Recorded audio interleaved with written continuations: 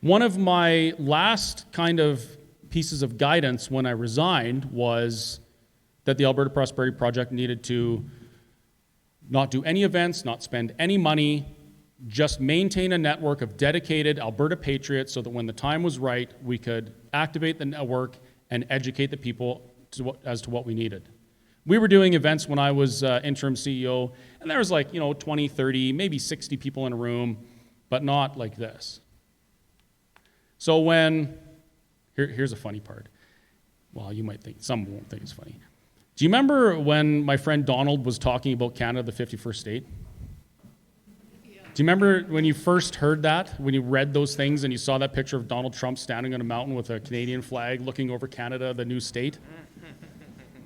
The man is like a master troll. And I can tell you, I've read his book. I don't think he's after Canada as a 51st state. I think that's called an extreme anchor, where he's beginning negotiations with something so ridiculous that it throws the opponent off guard. Anyway, when I heard that, something clicked. I thought, holy crap.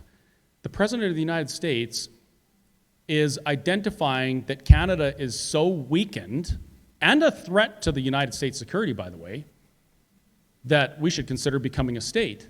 I sent an email to the APP team. I said, I think you guys need to get ready to ramp up. Something's going to happen, and it's going to be big.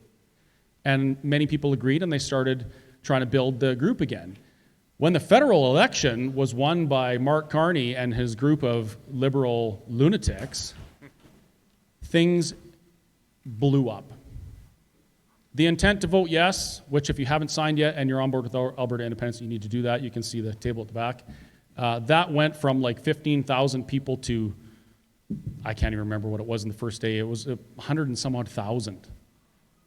They were signing up, hold on. They were signing up 3,000 members per hour. Now you tell me that the separatist or independence or sovereignty movement is a small fringe minority and groups are signing up 3,000 members per hour, not a free membership, a membership that you pay for, and it's good value, by the way. That's not small fringe. A poll that shows 36% in favor of Alberta independence without a large campaign or anything like that, this is just an organic thing, that's huge. If there's 36% people in favor of Alberta independence on that poll, there is way more than that when you include all the closet separatists who are too scared to speak out because people like my friend back there will slam them on Facebook.